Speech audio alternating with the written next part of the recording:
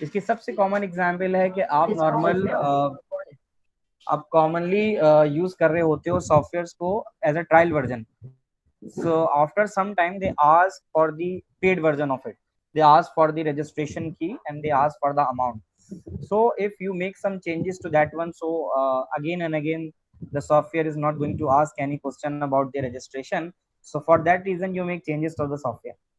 तो आप वहां पे जहां पे आप किसी भी सॉफ्टवेयर की प्राइवेसी को या किसी भी सॉफ्टवेयर के कोड को चेंज करने की कोशिश करते हो, तो वहां पर वो चीज कहलाती है cracking.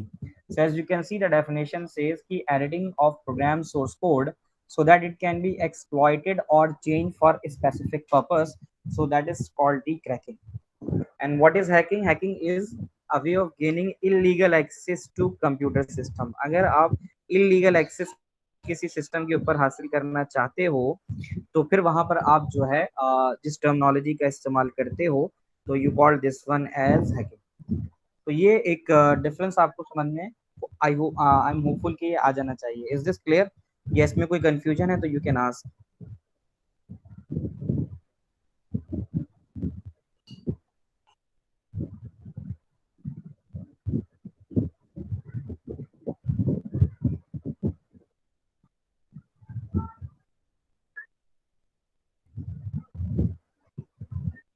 Anything would you like to ask or any confusion you have?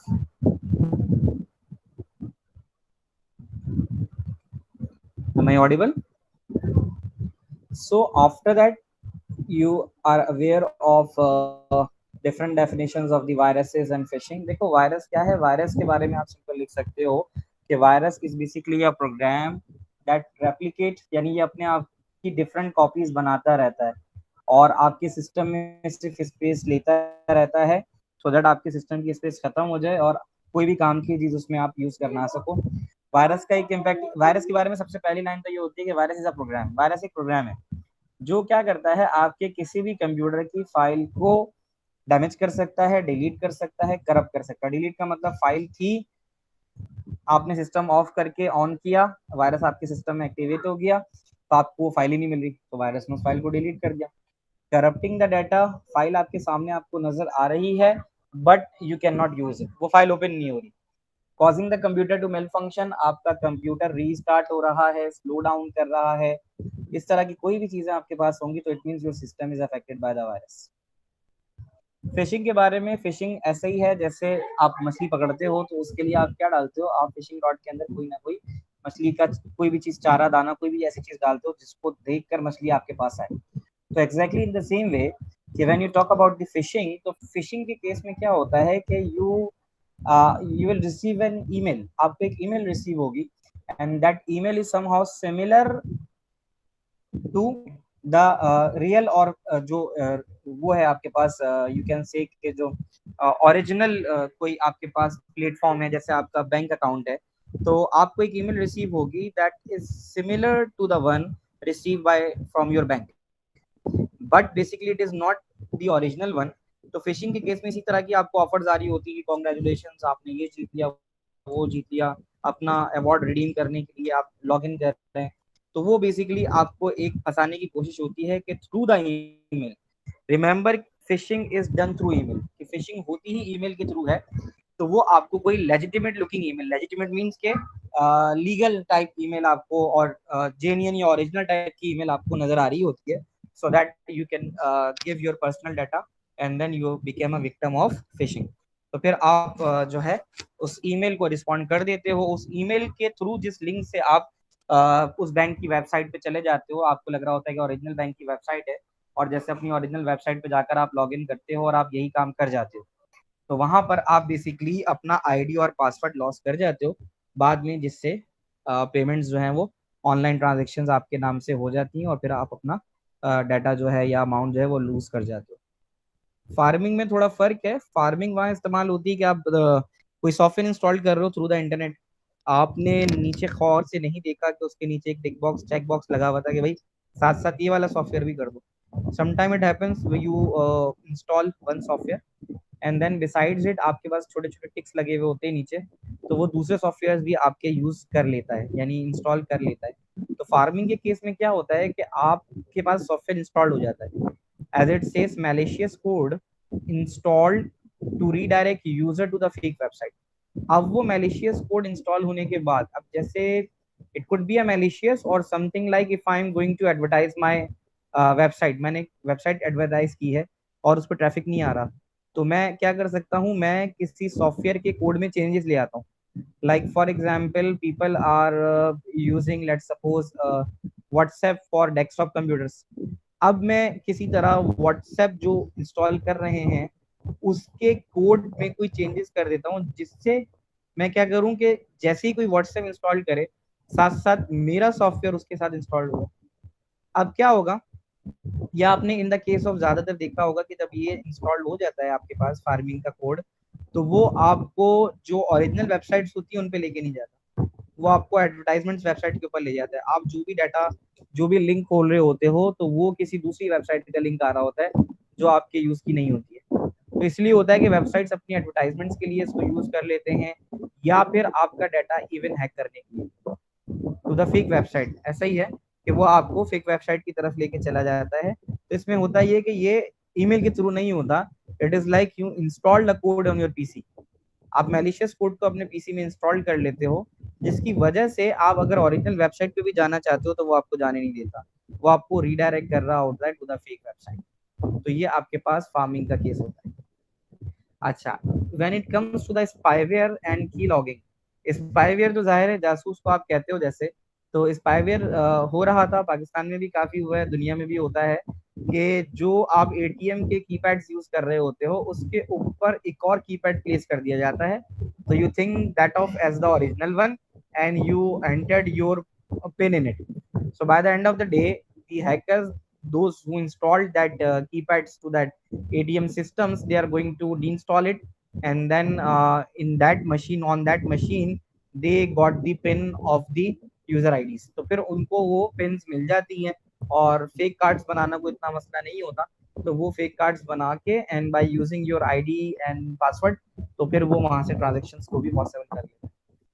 तो स्पाईवेयर और की लॉगिंग की जब हम बात करते हैं, तो की लॉगिंग आपके पास थ्रू द सिस्टम भी आपके पास हो सकती है कि आपके सिस्टम में कोई ऐसा सॉफ्टवेयर इंस्टॉल्ड हो गया, और ऐसा होता भी है कि जो अगर आपकी ऑनलाइन ट्रांजेक्शन, किसी को पता है कि आप ऑनलाइन ट्रांजेक्शन बहुत करते हो, आपका कोई बैंक अकाउंट है जिससे आप ऑनलाइन ट्रांजेक्शन करते हो, तो ऑनलाइन ट्रांजेक्शन करने के लिए आपको आपका आईडी और पासवर्ड पता होना चाहिए। So most often you put that password to your website and जो है ना, फिर आप पासवर्ड डाल के वहाँ पे एक्सेस करते हो।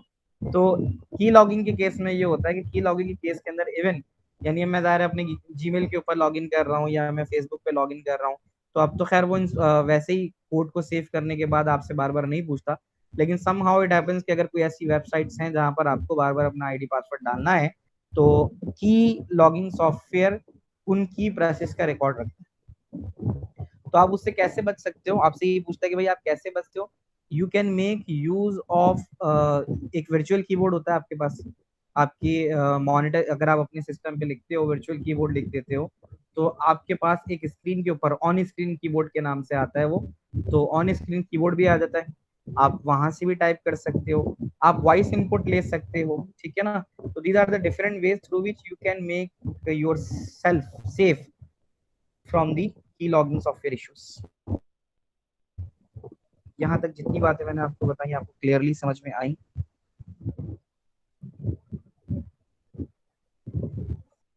अफान, अनमता, हसान, इस्माइल, जवेरिया, कशिश, whatever I have taught up till now, is this clear to you?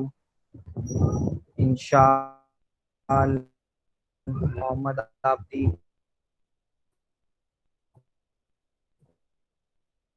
all of you, is that clear to you? ठीक है, so if you would like to ask something you can ask. So the next we have is the cookies। Cookies के बारे में कुछ चीजें ऐसी, यहाँ पे कुछ डेफिनेशन ऐसी हैं जिसकी आपको पहली लाइन याद हो जाए तो उसके आगे की अगली लाइन आप लिख सकते हो। जैसे कुकी के बारे में आप हमेशा लिखते हो कि cookie is a packet of information. अगर आप चाहो you can write it down in your own writing material कि कुकी एक पैकेट ऑफ इन्फॉर्मेशन है जो कोई भी वेबसाइट स्टोर करती है, इसलिए ताकि वो आपकी बाइंग हैबिट्स के बारे में बाइंग हैबिट्स हो सकती है अगर कोई कमर्शियल वेबसाइट है, या फिर जैसे आपका यूट्यूब हो गया, यूट्यूब पे आप वीडियोस देखते हो, आप जिस तरह की वीडियो देखते हो वही वीडियोस आपके पास सजेशंस में आ रही होती है। ये सिर्फ कुकीज़ की वजह से होता है कि कुकी में वो सबसे पहले देखता है कि ये बंदा किस लोकेशन से आ रहा है, इसका आईपी एड्रेस क्या है, ठीक है, इसका मैक एड्रेस क्या है। फिर इसने पहले दिन जो है लेट सपोज जो है ना वो सर्च किया क्रिकेट मैचेस को, तो अब वो आपके पास जितनी सजेशंस देगा वो उन क्रिकेट मैचेस की देगा। और अगर आप थ्रू द वेबसाइट की बात कर रहे हो, तो in the case of a website, तो जो जैसे दराज हो गया, अब दराज हो गया, अब दराज के अलावा जैसे अलीबाबा हो गया, जो भी ऑनलाइन शॉपिंग वेबसाइट्स हैं, अब आपने अगर वहां से कुछ परचेज किया है, तो वो फिर उन परचेसेस से रिलेटेड अगर आपने लेट सपोज इंटरेस्टेड हो कि भाई आप कोई गेमिंग कीबोर्ड खरीदते हो, तो वो अब उसके पास जितने गेमिंग कीबोर्ड्स होंगे या उन उससे रिलेटेड जो भी एसेसरीज हैं, गेमिंग कीबोर्ड खरीद रहे हो तो you might need of a gaming mouse, gaming pad आप यूज कर सकते हो, आप गेमिंग चेयर यूज कर सकते हो। यानी फिर वो आपकी जितनी भी उससे रिलेटेड इंटरेस्ट की चीजें होंगी वो आपके सामने ला के रखता है। तो ऑनलाइन शॉपिंग में आप ग्रोसरी की अगर कोई चीज ले रहे हो, तो अगर आप ग्रोसरी से रिलेटेड कोई एक चीज सेलेक्ट करते हो, तो उससे रिलेटेड जितनी भी चीजें वो आपके सामने रखता है। तो कुकी के बारे में वो ये कहता है कि is a piece of data which allow detection of web pages viewed by a user and store their preferences, कि यूजर कब लॉग इन हुआ, कब लॉग आउट हुआ, यूजर ने किन किन चीजों में इंटरेस्ट जाहिर किया, यूजर ने कौन सी चीज को ऐड टू कार्ट किया, all this things are the part of this. Accidental और malicious loss of data. Accidental तो उस वक्त हो सकता है कि सिस्टम आपका डेस्कटॉप कंप्यूटर था, लाइट चली गई, और लाइट चली गई फिर आई फिर चली गई, बहुत तेजी में ये सब हुआ, तो हो सकता है कि आपके सिस्टम की हार्ड डिस्क क्रैश कर दे। ऐसा हो जाता है क्योंकि वो मैकेनिकल यूज होता है उसका, तो जो उसका क्रैश, ये जो रीड राइट हेड होता है वो मूव करता है, तो वो वोल्टेज की फ्लक्चुएशन से ऑन एंड ऑफ होने की वजह से खराबी हो जाता है। तो एक्सीडेंटल लॉस और मैलिशियस की बात अगर हम करते हैं, मैलिशियस केस में ये होता है कि आपके सिस्टम में, यानी ये आपका लॉजिकल होता है, जो मैलिशियस लॉस होता है वो लॉजिकल होता है कि आपके सिस्टम के अंदर वायरस आ गया, तो वो वायरस आपके सिस्टम में आपकी विंडोज को ऑपरेट करने ही नहीं दे रहा। और एक्सीडेंटल लॉस की जब हम बात करते हैं, एक्सीडेंटल ऐसा हो सकता है कि आपको लग रहा है आपका सिस्टम जो है ना वो बहुत स्लो डाउन हो रहा है, तो आपने एक बार कंट्रोल एक दबाया, यानी ऑल को सिलेक्ट किया, और उसके बाद आपने डिलीट दबा दिया। अब आपको ये अंदाजा नहीं हुआ कि उसके अंदर कुछ सिस्टम फाइल्स भी थी, तो वो सिस्टम फाइल्स अगर आपके डिलीट हो गई, तो may be possible the next time you are going to restart your system, तो फिर आपका सिस्टम काम ही ना करे, क्योंकि आपने एक्सीडेंटली वो फाइल्स भी जो सिस्टम की थी जो जरूरी थी उनको डिलीट कर दिया। So it happens. फायरवॉल, जैसे आप लोगों ने अब तो देखा ही होगा, मस्जिद में, हॉस्पिटल में, जहां भी आप जा रहे हो, तो आपके पास वॉक थ्रू गेट्स लगे होते हैं जो आपको बेसिकली सैनिटाइज कर रहे होते हैं। तो इसी तरह से आप ये समझ लो कि जैसे आप इनकमिंग ट्रैफिक हो, किसी हॉस्पिटल में जा रहे हो, मस्जिद में जा रहे हो, तो जाते हुए आपको चेक किया जाएगा, टेम्परेचर तो नहीं है और दूसरे सिम्टम्स या इस तरह की कोई चीज तो नहीं है। तो एग्जैक्टली इसी तरह when the data is coming to your system, data आपके सिस्टम पे आ रहा होता है, तो फिर वहां पर डाटा के आने पर उसको चेक किया जाता है, so that if there is any threat to the system, so that they are going to inform you or even they block that। तो ये कहता है कि examine traffic between user computer and public network. Public network वही समझ लो जो आपके घर पे इंटरनेट आ रहा है। they can help to prevent virus or hacker entering a user computer। अगर आपके सिस्टम में कोई हैकर आना चाह रहा है, कुछ चेंजेस करना चाह रहा है, तो वो उसको। सिक्योरिटी सॉकेट्स की अगर हम बात करें, तो सिक्योरिटी सॉकेट्स बड़ी कॉमन सी एग्जांपल है हॉटमेल, फेसबुक, या कोई भी ऐसी वेबसाइट जिसमें आप आईडी और पासवर्ड डालते हो, तो वहां पे सिक्योर सॉकेट्स का इस्तेमाल होता है। वो क्या करते हैं बेसिकली कि when the time you are going to enter your details, तो वो आपके और उस वेबसाइट के दरमियान एक सिक्योर चैनल क्रिएट कर देता है। उस सिक्योर चैनल का ये फायदा होता है कि सिर्फ जो डाटा आपके और उस पब्लिक नेटवर्क के दरमियान जा रहा है, वो सिवाय आपके और उस पब्लिक नेटवर्क के कोई दूसरा नहीं देख सकता। तो ये बिल्कुल ऐसा ही है कि जैसे जो आप देखते हो कि जो सिक्योरिटी प्रोटोकॉल्स होते हैं, जो मिनिस्टर्स वगैरह जाते हैं, जब वो एक जगह से निकलकर दूसरी जगह जाते हैं, तो उस रोड के ऊपर पब्लिक को अलाउ नहीं किया जाता। उनके लिए वो एक सिक्योर सॉकेट बना दिया जाता है कि वो एयरपोर्ट से निकलकर, और अगर प्राइम मिनिस्टर हाउस तक आ रहे हैं या चीफ मिनिस्टर तक हाउस तक आ रहे हैं, उस पूरे रास्ते में बीच में उनको कोई भी जो है ना वो बाईपास नहीं कर सकता। तो उनके लिए एक सिक्योर सॉकेट बना दिया जाता है, और उसमें फिर डिफरेंट लोकेशंस के ऊपर जो है ना वो गार्ड्स हैं और जो सिक्योरिटी पर्सनल्स हैं वो डेडिकेट कर दिए जाते हैं। तो इससे बस ये होता है कि वो एक पॉइंट से लेकर दूसरे पॉइंट तक जब ट्रांसफर हो रहे होते हैं, तो उसको कोई भी नहीं देख सकता। उसको देखने से मुराद है कि उसको कोई हैक नहीं कर सकता, उसको कोई थ्रेट नहीं कर सकता। तो ये सिक्योर सॉकेट्स होते हैं। तो इसी तरह अब ये जो लेयर्स हैं, ये दो लेयर्स आपके पास होती हैं, एक तो सिक्योरिटी सॉकेट लेयर एसएसएल है, ये सिक्योरिटी नहीं है, ये सिक्योर सॉकेट लेयर कहलाती है। तो सिक्योर सॉकेट लेयर एसएसएल तो आपने देखा होगा कि आपके पास जब आप एचटीटीपी पे जाते हो और किसी भी वेबसाइट पे आईडी पासवर्ड का इस्तेमाल करते हो तो वहाँ एसएसएल जो है ना वो एक पैडलॉक बना हुआ आ जाता है ग्रीन। दैट पैडलॉक इंडिकेट्स कि अब आपका डाटा सिक्योर है। ट्रांसपोर्ट लेयर सिक्योरिटी की अगर आप बात करोगे तो ये कहता है ना कि आप protocol that is design to ensure that no third party में ईव्सड्रॉपिंग। ईव्सड्रॉप का मतलब होता है नजर रखना, कि ट्रांसपोर्ट लेयर सिक्योरिटी के अंदर इस बात को देखा जाता है कि आपके मैसेज को तो कोई देख नहीं रहा। एसएसएल के अंदर तो आपको पाथवे प्रोवाइड कर दिया जाता है कि भाई आपको एक पाथवे दे दिया गया है सिक्योर बना के, जिसमें आप डाटा अपना शेयर कर सकते हो। ट्रांसपोर्ट लेयर सिक्योरिटी के अंदर वो इस चीज को इंश्योर करता है कि कोई तीसरा आदमी, ठीक है ना, थर्ड पार्टी, वो आपके मैसेज को टेम्पर और चेंज ना करे। जैसे मैं आपको एक लेटर भेजता हूँ, मेरे लेटर का जो मैटर था वो किसी को अगर ये समझ में आया कि भाई अगर मैं इसको चेंज कर दूं और बीच में से चेंज करके आगे बढ़ा दूं तो there might be a conflict, तो वो इस कॉन्फ्लिक्ट को क्रिएट करने के लिए ऐसा कर दे, तो ये चीज आपके पास जो है ना प्रॉब्लम करती है सिस्टम में आपके, कि आपने भेजा कुछ और रिसीव कुछ हुआ। तो ये आपका कहलाता है एसएसएल और टीएलएस। इंक्रिप्शन की हम जब बात करते हैं तो हम कहते हैं कि encryption is basically hiding the actual information of data. अगर आप डाटा की एक्चुअल इंफॉर्मेशन को हाइड कर रहे हो तो फिर आप सिमेट्रिक आप बात कर रहे हो इंक्रिप्शन की। And as you are the student of mathematics तो आपको पता होगा कि भाई सिमेट्रिक का मतलब एक जैसा और असिमेट्रिक अलग। तो सिमेट्रिक इंक्रिप्शन के केस में आपके पास एक ही तरह की की इस्तेमाल होती है, same key is use to encrypt और डिक्रिप्ट द मैसेज, ठीक है ना। सीक्रेट की which makes a message unreadable unless the recipient also has the decryption की। यानी सेम की से आपका मैसेज जो है ना वो इनक्रिप्ट और डिक्रिप्ट हो रहा है।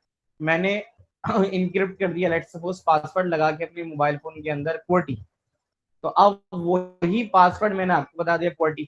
अब आप सेम की जो है वो इनक्रिप्ट और डिक्रिप्ट करने के लिए इस्तेमाल हो रही है, यानी जो डाटा को इनक्रिप्ट किया मैंने पासवर्ड लगाया वो भी QWERTY था, और जो आपने उनको डिक्रिप्ट करने के लिए यूज किया वो भी QWERTY। असिमेट्रिक इंक्रिप्शन में क्या होता है, असिमेट्रिक इंक्रिप्शन की एग्जांपल है कि जैसे आप ईमेल कर रहे हो, तो जो ईमेल आपने अभी की है, एक दो दिन पहले की है या कभी भी लास्ट टाइम की होगी, मुझे उस ईमेल के बारे में नहीं पता। या जो ईमेल मैंने किसी को भी की है, मतलब स्कूल में की है, टीचर को की है, स्टूडेंट को की है, किसी को भी की है, आप में से किसी को उसके बारे में नहीं पता। आपको क्यों नहीं पता लगा? आपको इसलिए नहीं पता लगा कि जो मैंने ईमेल की है उस ईमेल को खोलने के लिए मैंने अपना आईडी इस्तेमाल किया और अपना पासवर्ड इस्तेमाल किया। As I told you earlier के सिमेट्रिक के केस के अंदर same key is use for encryption and decryption. Same key इस्तेमाल होती है इनक्रिप्शन डिक्रिप्शन के लिए। लेकिन जब आप असिमेट्रिक की बात करते हो तो वहां पर आपके पास पब्लिक और प्राइवेट की यूज होती है। Now the question is what is the public and what is the private. देखो, मैं अपना आईडी लॉगिन करने के लिए अपना आईडी तो जरूर डालूंगा। मुझे अगर अपना अकाउंट यूज करना है जीमेल का तो मैं उसमें अपनी आईडी जरूर डालूंगा और उस आईडी के नीचे अपना पासवर्ड डालूंगा। तो that ID is known by all. ये आईडी सबको पता है। मैं आपसे कहता हूँ अपना असाइनमेंट मुझसे शेयर करो, तो आप बोलोगे सर आप अपना आईडी तो दें, तो मैं आपको अपना आईडी दूंगा। Now that my ID becomes a public की। अब मेरा जो ये है क्या कहते हैं आईडी है, वो बन गया मेरी पब्लिक की, बट मैं पासवर्ड आप लोगों से शेयर नहीं करता, so that password becomes a private key. So you need to understand a difference between a public and a private key. Give me a minute or two. अजान शुरू हो गई है, फिर अजान के बाद से आगे कंटिन्यू करते हैं। Until कोई क्यूरी हो तो you can write it down in the chat box.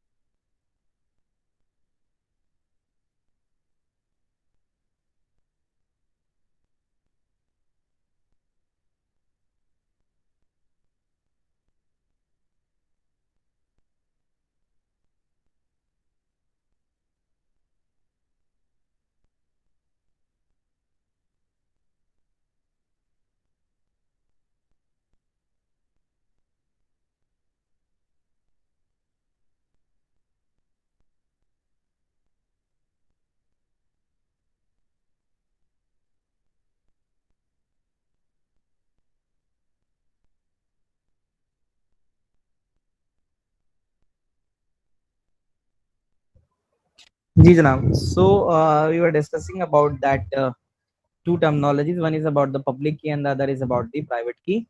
So as I told you, public key is the one that is known to all and private key is the one that is known to the sender only. तो ये सिर्फ आपके पास sender के बाद को ही पता होता है. When it comes to the authentication part, so authentication आप ये कह सकते हो when the data come from trusted source. ठीक है, कि आपका डाटा किसी ट्रस्टेड सोर्स से आया है.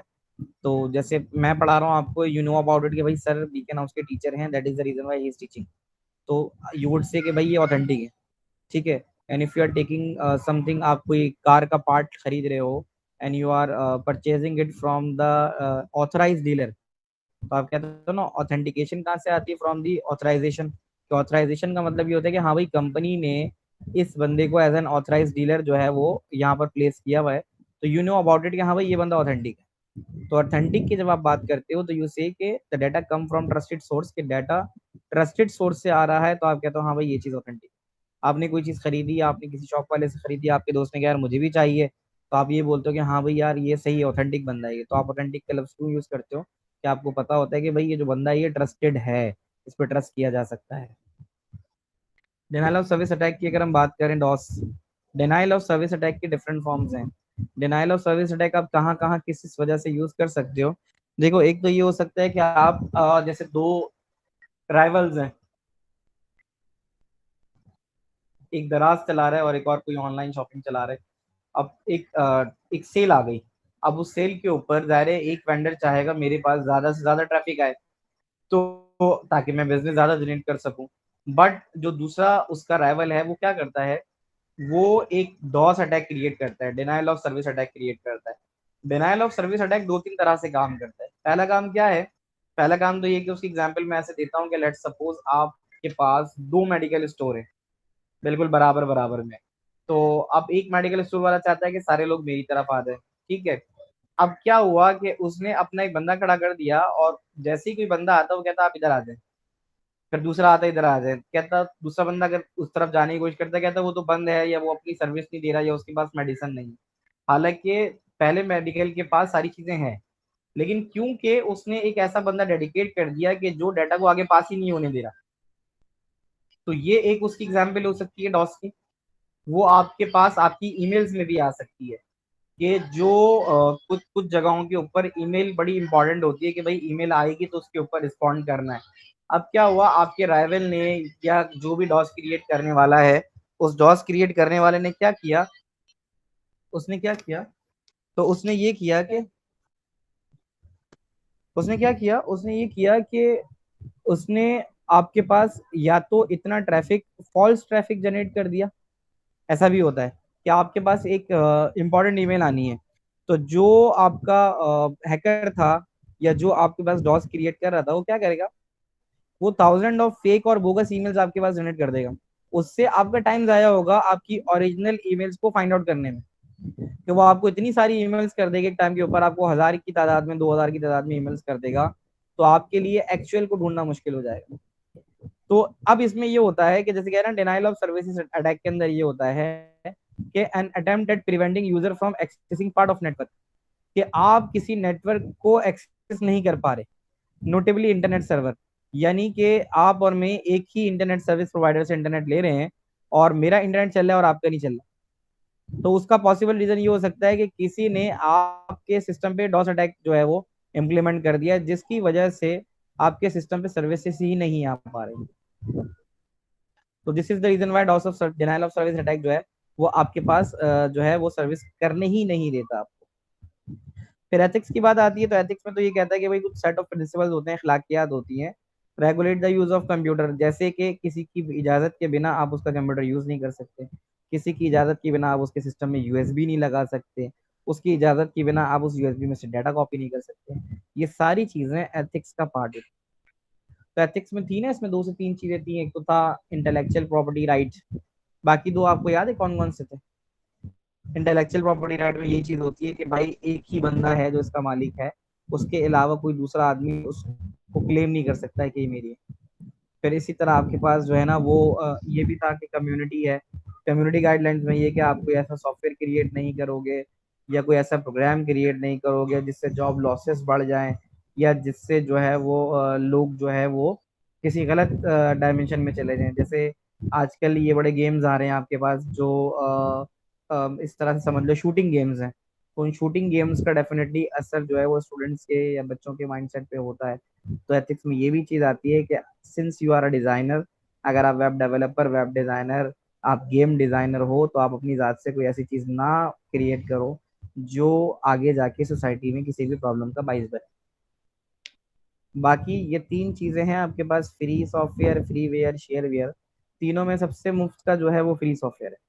यानी इसमें आप कॉपी करो, चेंज करो, बेचो, कुछ भी करो, आपसे कोई नहीं पूछेगा। Users have the freedom to run, copy, change और अडॉप्ट फ्री सॉफ्टवेयर। क्या आप ले लो, बेच दो, चेंज कर दो, आपसे कोई नहीं पूछेगा। फ्री वेयर में आप इस्तेमाल कर सकते हो फ्री ऑफ चार्ज, लेकिन बाकी कोई चीज एडिट करना, उसको बेचना, ये आपका काम नहीं है। You can not do that. For the shareware, shareware is something that you can use it for trial period. आप ट्रायल पीरियड के लिए इसका इस्तेमाल करते हो 15 days, 13 days, 1 month. After that you have to pay the fee. तो फिर ये आपका जो है वो शेयरवेयर बन जाता है। अभी तक जितनी बातें मैंने आपको समझाई, क्या ये सारी की सारी बातें आपको समझ में आई? I need responses from all of your side. हमने डिटेल डिस्कशन तकरीबन की हैं इन सब चीज़ों की। Now your feedback is important. आप लोगों को जितनी बातें मैं बता रहा हूँ आप लोगों को अभी तक समझ में आ रही है? अफान, हसान, जवेरिया, कशिश, इंशाल, Umar Ali, whatever I have taught up till now, is this completely understandable by you? इसमें आपको किसी भी किस्म की कोई परेशानी तो नहीं आ रही है? परेशानी आ रही है अफान? क्लियर है? ठीक है। So moving on to the next one, फिर आगे बढ़ते हैं।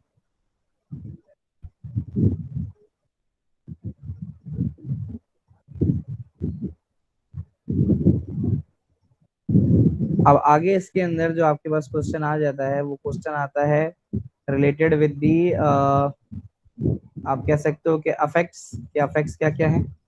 अफेक्ट्स पे आ जाता है, और आ जाता है आपके प्रिवेंशंस के ऊपर।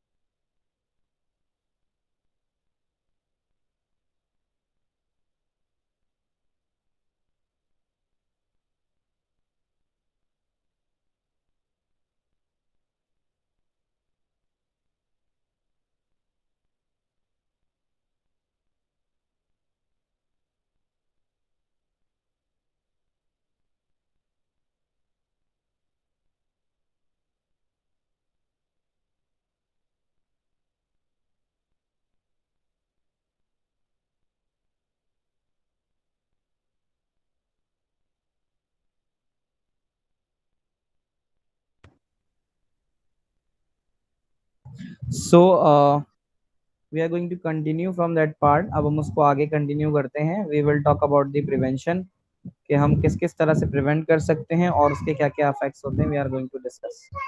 अच्छा जी, अब यहाँ से देखते हैं आगे हम। Let me finalize your attendance first. 1 June.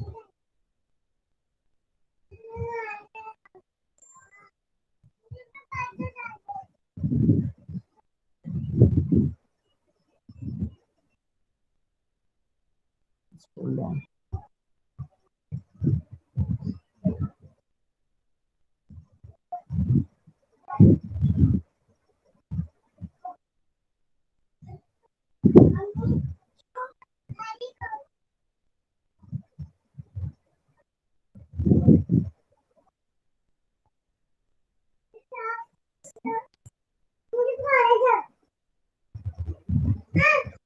Attendance. Okay. So now you can see, hacking की तो हमने बात कर ली थी कि हैकिंग उस वक्त होता है कि जब आप कोई इलीगल एक्सेस करना चाहते हो, इसका आपको अफेक्ट क्या हो सकता है, आइडेंटिटी थेफ्ट हो सकती है, आपकी आईडी जा सकती है, डाटा करप्ट हो सकता है। आप इस रिस्क को कैसे बचा सकते हो, स्ट्रॉन्ग पासवर्ड और फायरवॉल का इस्तेमाल करके। On the other side cracking, मैंने आपको बताया था क्रैकिंग के केस के अंदर आप सॉफ्टवेयर में चेंजेस करना चाहते हो। तो क्रैकिंग का केस क्या होता है कि आप सोर्स कोड को एडिट कर देते हो ताकि आप उसको चेंज वेंज कर सको। तो ये मैलिशियस पर्पस के लिए इस्तेमाल होता है। लेजिटिमेट सॉफ्टवेयर जो ओरिजिनल सॉफ्टवेयर है उनको मॉडिफाई करने के लिए होता है, और वहां तक भी हो सकता है कि वो रिडायरेक्ट करे यूजर को फेक वेबसाइट। तो इससे बचने के लिए डिफिकल्ट होता है सॉफ्टवेयर इंजीनियर्स को, इस बात को इंश्योर करना होता है कि वो सॉफ्टवेयर में कोई ऐसा लूप होल ना छोड़ें जिसकी वजह से उनके सॉफ्टवेयर में कोई बैकडोर मिल जाए जिससे आपके पास जो है ना आपका हैकर जो है वो डिस्टर्ब कर सके। वायरस प्रोग्राम होता है जो आपके सिस्टम को खराब करता है, कॉपी करता है और कंप्यूटर को स्लो डाउन कर देता है, आपके हार्ड डिस्क को फिल कर देता है डाटा के साथ, आपकी इंपॉर्टेंट फाइल्स को डिलीट कर देता है। आप इसको कैसे मिनिमाइज कर सकते हो, आप एंटीवायरस सॉफ्टवेयर को यूज करो, आप ट्रस्टेड सोर्सेज से ही सिर्फ डाटा को डाउनलोड करो और ट्रस्टेड सोर्सेज की ईमेल ही को पढ़ो। उसके अलावा जिनको आप नहीं जानते, जिन पर आपको भरोसा नहीं है, आप उन चीजों की तरफ मत जाओ। फिशिंग का केस थ्रू द ईमेल होता है। अगर वो एक बार चला जाता है फेक बोगस वेबसाइट पे तो वहां पे वो अपनी पर्सनल इंफॉर्मेशन जो है वो लूज कर सकता है। फिशिंग से बचने के लिए जो इंटरनेट सर्विस प्रोवाइडर हैं वो ईमेल्स फिल्टर यूज कर रहे होते हैं कि आपकी ईमेल के आने से पहले पहले उसको फिल्टर कर लें। तो ऐसा होता है समटाइम कि अगर आपको कोई पहली दफा कोई ईमेल में अटैचमेंट भेजता है तो समटाइम वो आपके स्पैम मैसेज फोल्डर में चली जाती है, क्योंकि जो आपका आईएसपी होता है वो उसको डायरेक्ट आप तक नहीं भेजता, वो स्पैम में भेजता है। फिर आपको पता होता है कि हाँ भाई ये मेरा जानने वाला है, इसने सही चीज भेजी होगी, तो आप आई ट्रस्ट द सेंडर करके उसको अपने इनबॉक्स में ले आते हो। आप फिशिंग ईमेल के विक्टिम बन गए तो अब आपको कैसे पता चलेगा। आप वो जो मैसेजेस आएंगे, वो जो वेबसाइट्स होंगी उनके अंदर स्पेलिंग मिस्टेक्स होंगी, ग्रामेटिकल मिस्टेक्स होंगी, और फिर कोई ऐसा मैसेज जो आपसे आपकी पर्सनल इंफॉर्मेशन के बारे में पूछ ले वो भी आपको फिशिंग की तरफ अलार्म कर सकता है। अनरियलिस्टिक थ्रेट और प्रोमिसेस, फाइनेंशियल रिवॉर्ड कि भाई आपको $10,000 मिल गए, कैश रिवॉर्ड मिल गया, आप लॉटरी जीते हैं, ये सब चीजें आपको बता देंगी कि भाई आप जो है वो फिशिंग का निशाना बन सकते हैं। फार्मिंग का केस का आपको बता चुका था कि that is a malicious code installed on the user PC जो आपके सिस्टम आपको फेक वेबसाइट के ऊपर ले जाता है। एक दफा यूजर जो है वो फेक वेबसाइट की तरफ आ गया तो वहां पर उससे पर्सनल इंफॉर्मेशन देने के बारे में पूछा जाता है। कैसे बच सकते हो, एंटी स्पाईवेयर सॉफ्टवेयर का इस्तेमाल करो और अपने सिस्टम से फार्मिंग कोड को खत्म करो। तो आपको थोड़ा सा क्लू भी होना चाहिए, आप थोड़े से खुद भी जागते रहें, पैडलॉक साइन की तरफ देखें। आपको अगर नहीं मिलता तो इसका मतलब है कि आप फार्मिंग का निशाना बन गए हैं या बन सकते हैं। वॉर ड्राइविंग ये सबको बड़ा पसंद होता है, मुफ्त का इंटरनेट। तो act of locating and using wireless internet connection कि अगर आप चाहते हो कि किसी भी आपके घर के पड़ोस में, रिश्तेदारों में कहीं आप जाके उनकी इजाजत के बिना उनका उनका इंटरनेट इस्तेमाल कर रहे हो, तो ये वॉर ड्राइविंग कहलाती है। तो इससे एक तो ये कि यूजर अगर लेट सपोज 50 GB का डाटा खरीद रहा है 500 का, पता चला आप बैठ गए उसमें लंबी लंबी मूवीज डाउनलोड कर रहे हो, गेम्स खेल रहे हो, तो आपने उसका सारा टाइम तो खा गए आप। तो एक तो ये इसके अंदर इश्यू आ जाता है। दूसरी तरफ और फिर जो है कि बैंडविड्थ वगैरह स्लो हो जाती है। अब आपको 2-4 MB 5 MB का कनेक्शन मिल रहा है, 2-4 सिस्टम उससे कनेक्ट हो गए तो उसने आपके सिस्टम डिवाइस को भी स्लो डाउन कर दिया। तो इससे बचने के लिए फिर आपको जो है ना वो पासवर्ड्स और समटाइम वेब का वायर्ड इक्विवेलेंट प्राइवेसी इंक्रिप्शन का इस्तेमाल करना होता है, और समटाइम फिर आप इस्तेमाल करते हो SSID का method. SSID secure encryption method जो होता है, इसमें आपके पास आपका वाईफाई शो नहीं हो रहा होता। तो जो जो लोग आपको जानते हैं आप उनको बता देते हो कि मेरा वाईफाई इस नाम से है। तो SSID में जाके पहले आपको नाम डालना पड़ेगा। तो अगर आपकी SSID वहाँ अवेलेबल होगी तो पहले वो आ जाएगी, उसके बाद आपको उस पर पासवर्ड डालना होगा। तो SSID आपके वाईफाई के राउटर को हाइड कर देती है।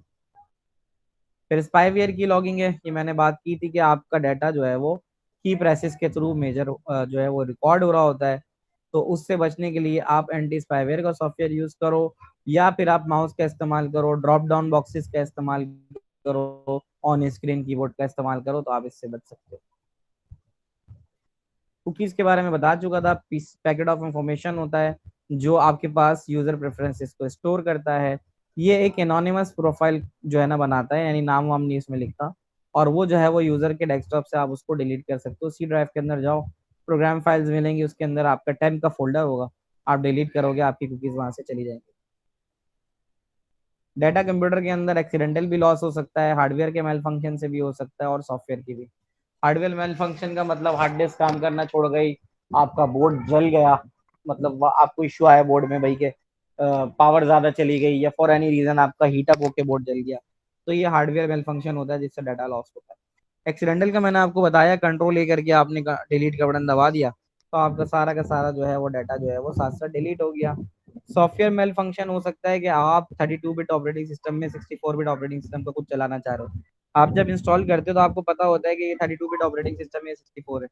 अब आप 64 बिट ऑपरेटिंग सिस्टम में कोई 32 बिट का सॉफ्टवेयर चलाओगे, नहीं चलेगा। तो ये चीज सॉफ्टवेयर मेल फंक्शन में आती है। समटाइम आपने ऑब्जर्व किया होगा, आप कोई गेम ला के इंस्टॉल करते हो और चलाने की कोशिश करते हो तो वो गेम चलता ही नहीं, तो उसके केस के अंदर भी आपका जो है वो डाटा लॉस हो सकता है। एक्सीडेंटल लॉस ऑफ डाटा के अंदर क्या होता है कि आप एक्सीडेंटली डिलीट कर देते हो फाइल को, या मैलिशियस अटैक जो आपका यूजर आ रहा होता है, जो वायरस आ रहा होता है या हैकिंग हो रही होती है उसकी वजह से भी हो जाता है। तो उससे आप बच कैसे सकते हो, आप रेगुलर बैकअप्स बनाओ, आप रिकवरी सॉफ्टवेयर का इस्तेमाल करते हुए अपना बैकअप बनाओ, और अपने सिस्टम के ऊपर जो है वो पासवर्ड जरूर डाल के रखें। हार्डवेयर फॉल्ट का तो उसने बताया कि आपकी हार्ड डिस्क का हेड क्रैश हो गया, जिसकी वजह से आपकी हार्ड डिस्क ने काम करना छोड़ दिया।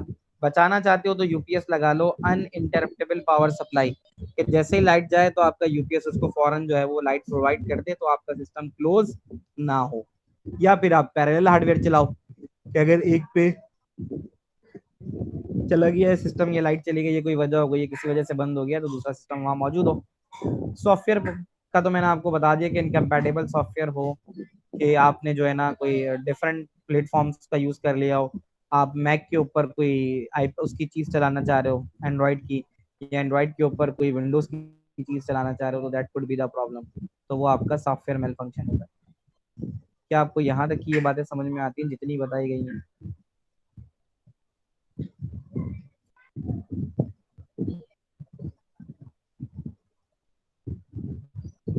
जी जनाब, with your message please inform me कि जितनी बातें मैं आपसे अब तक कर रहा हूँ आप लोगों को समझ में आ रही हैं, आप समझ पा रहे हो। फीडबैक दे दो मुझे so that I can move forward, or else if is there anything that is unclear to you I am going to revise the concept। ठीक है जी सर यार। अच्छा जी, सिर्फ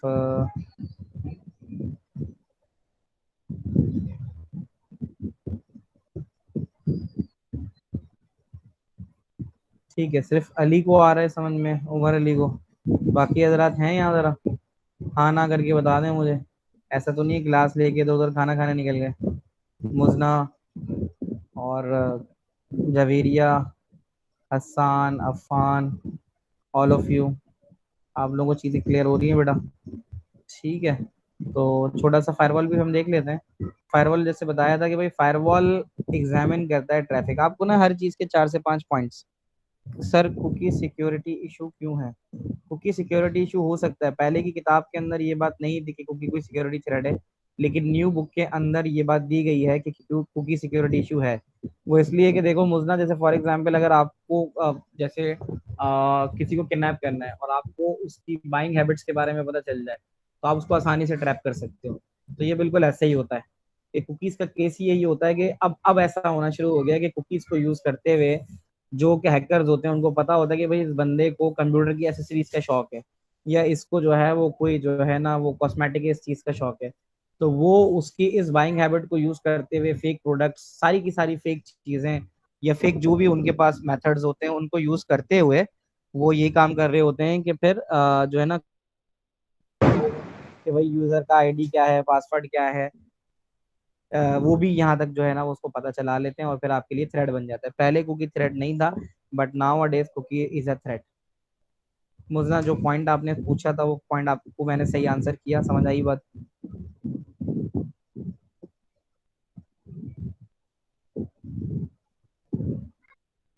कि मुझे मेरी चीज़ों की, मेरी बाइंग हैबिट्स के बारे में, मेरे पूरे स्केड्यूल के बारे में अगर आप जानते हो तो ये आपको आपका मुझे बेवकूफ़ बनाना आसान हो जाएगा फिर। क्योंकि आप मेरी बहुत सारी चीज़ों के बारे में, मेरे पैटर्न के बारे में जानने लगे हो। तो इसी तरह कुकीज़ के अंदर भी होता है कि जो हैकर्स वगैरह होते हैं वो आपके पैटर्न्स के बारे में जानना शुरू हो जाते हैं कि उसको किस चीज़ पसंद है, कौन सी नहीं है, क्या चीज़ खरीदता है, क्या नहीं खरीदता, उसकी आईपी क्या है, एंड ऑल दैट थिंग। तो उनके लिए फिर थ्रेड करना आसान हो जाता है। आती है मुझे ये बात समझ में?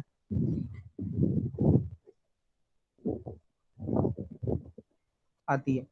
चलो भाई, फायरवॉल के बारे में पॉइंट्स याद रखना। एक तो ट्रैफिक करता है, एग्जामिन आउटगोइंग डाटा को चेक करता है कि क्या वो मीट कर रहे हैं क्राइटेरिया को।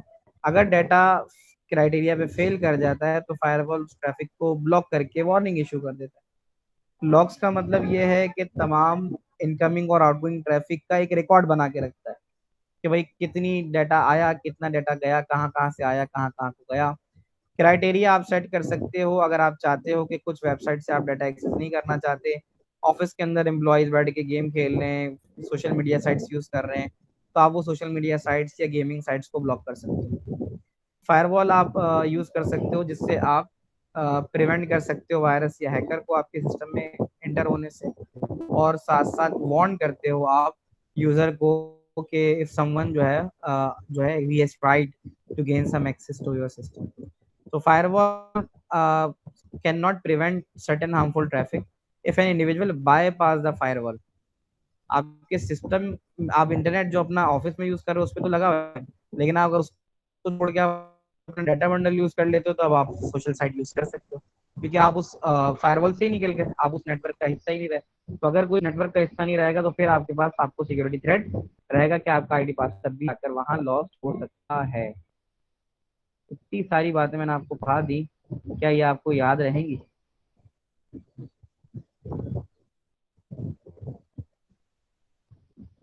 हम यहाँ तक तो आ गए हैं, टिल फायरवॉल तक तो हमने ये वाला पोर्शन खत्म कर दिया। सिंस वी हैव 3 क्लासेस, तक इतना काफी पार्ट जो है वो हम यहाँ पर अब तक कवर कर चुके हैं। Is there would you like to ask